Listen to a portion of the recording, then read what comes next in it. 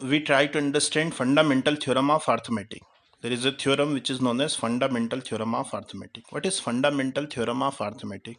It states that every composite number can be expressed as product of primes, and this expression is unique apart from the order in which the prime numbers occur. The statement of theorem is, if we have a composite number, then that composite number can be written as product of prime numbers, and the prime factorization is unique apart from the order in which the number occur. You can see, if we take 24, 24 is a composite number. It can be written as 2 into 2 into 3, 2 into 2 into 2 into 3. That is 2 2s are 4, 4 3s are 4 2s are 8, 8 3s are 24. Okay, so 24 is a composite number that can be written as product of prime. These are prime numbers. Also, this 24 we can write 2 raised to power 3 into 3. That is 3 times 2 and 1 time 3. So a composite number can be written as product of primes, and this expression is unique. That is 24 only can be written as 2, 2, 2 and 3, nothing else. We can change the order, that is 3 can be written anywhere. We can write like this, 3 into 2 into 2 into 2. But we have to write 3 2s and 1 3 only. Except this, we will write nothing. So every composite number can be written as product of primes, and this expression is unique apart from the order in which the prime numbers occur. Using this theorem, we solve this question. Example number 5. This is, consider a number 4 raised to power n, where n belongs to n. This is known as n belongs to n. N belongs to n means n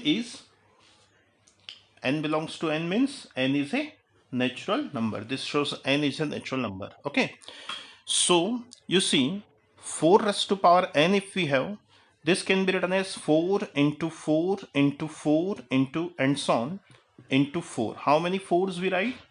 N 4s, n times. Okay, this can be written as n times. Okay, so 4 raised to power n can be written as 4 4 4 4. We multiply 4 to itself n times, and this first 4 can be written as 2 into 2. The second 4 we write 2 into 2. The third 4 we write 2 into 2, and so on into the last 4 we write 2 into 2. So total how many 2's we'll get here? 2 and 2's, because there are n 4's. So n 4's can be expressed as 2 and 2's. This can be written as, you see, 4 raised to power n is a composite number. Then that can be expressed as product of primes. That is 2 into 2 into, these all are prime numbers. And this expression is unique for 4 raised to power n. Means 4 raised to power n can be written only 2 into 2 into 2 into 2 into 2 and so on into 2. Nothing else. You see, here we don't have a factor 5. We don't have a factor 5. For a number ends with digit 0. For a number ends with a digit 0,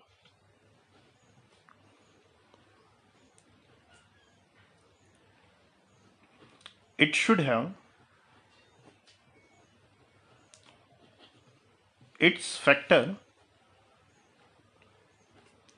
is 2 and 5.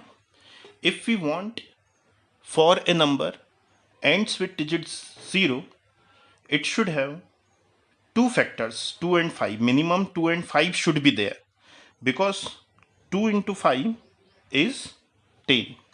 Okay, 2 into 5 is 10, and 10 into some number is equal to a number ends with 0. Okay, if we want a number ends with digit 0, so it should have factors 2 and 5. because if we have 2 and 5, then by multiplying them we will get 10, and any number when we multiply by 10, then only it will end with 0. So for a number end with digit 0, it should have 2 and 5 as its factors. In the factor of 4 raised to power n, there are only 2's, but we don't have any 5. So it will not end with a digit 0. Therefore,